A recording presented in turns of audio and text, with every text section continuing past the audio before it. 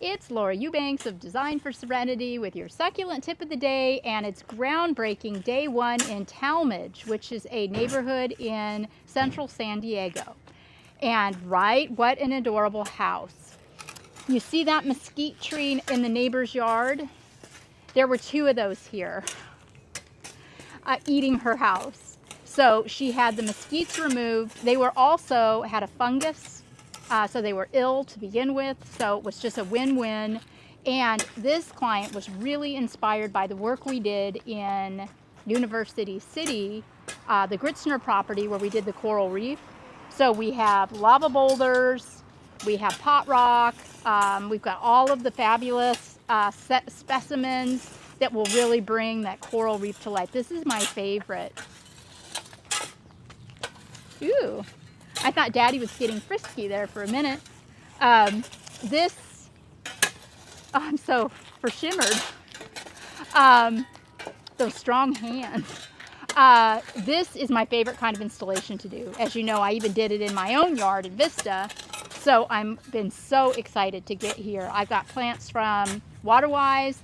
I've got some wonderful mammillarias from Brandon at Desert Theater, and then tomorrow I'm going back to Al's at Botanic Wonders in Vista and getting some more really cool specialty plants from him.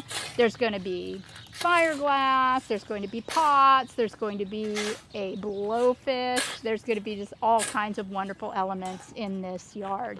And again, the home is just such a fabulous backdrop. There's zero competition. We did kind of agonize about this area here. This is her bedroom window, and she's concerned about privacy. She's concerned about shade. But, you know, we knocked around the idea of maybe doing my go-to tree, you know, the Palo Verde Desert Museum. But it's a small yard, and it'd be pretty for a few years, but then I just really feel like it's going to eat the yard. I want to do a lot of dramatic mounding and all of my coral reef stuff. So it's just, yeah. So you know what? I did a Fuquaria dugettii, is what we're going to do. And granted, you know, it's going to take a little longer than the Desert Museum to really get its legs. But I did go with a beautiful 24-inch box specimen, and this is very tree-like. So I do think she's excited and she loves it. I also have two Dazzlerian longissimums. I've got an aloe-bainzii. I've got I've got all kind. I've got barrel cactus. I've got a blue candle. This wonderful euphorbia.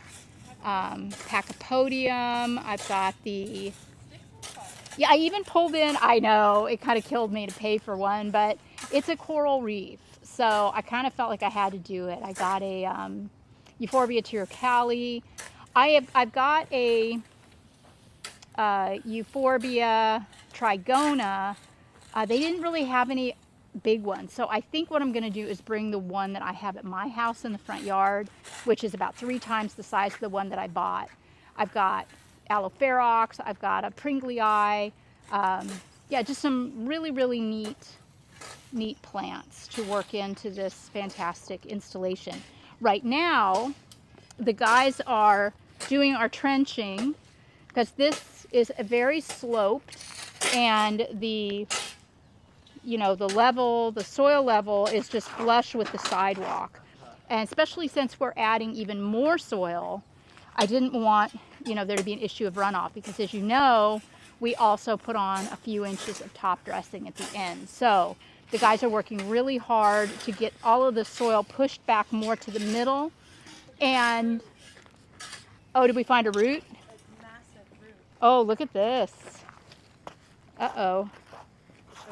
Yeah, well, I think we're just gonna, oh my. We'll cut it out, but yeah. Yeah, we're gonna need to get the Sawzall on that for sure. So yeah, Greg right now is testing irrigation. He's gonna be retrofitting the current situation to subterranean drip.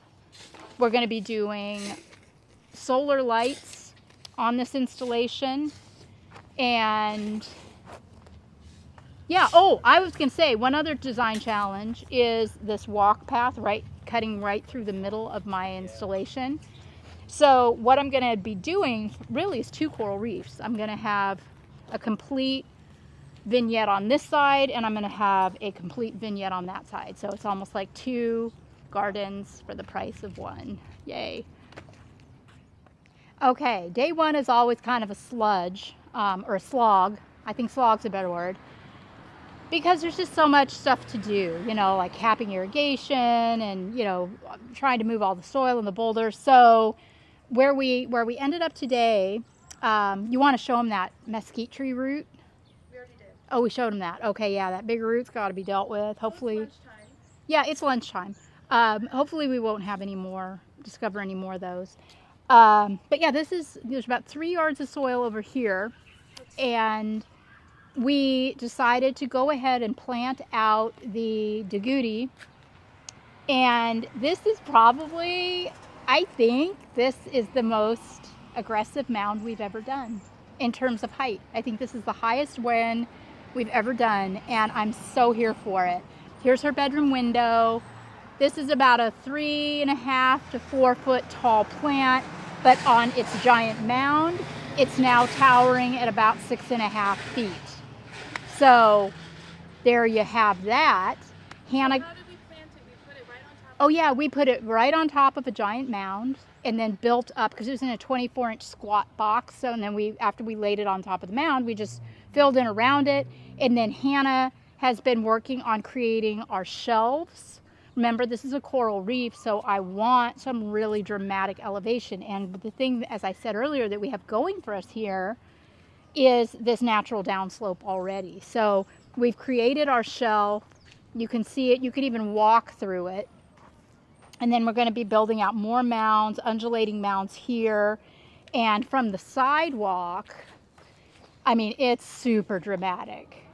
Really, really dramatic. Very, very exciting. So I have Greg is off grabbing more boulders, and tomorrow he'll go get me some pot rock.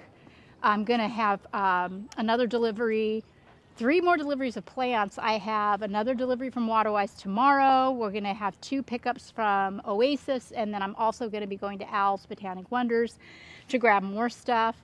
So, yeah. Oh, you know what else, Hannah? We can't forget about are the pots.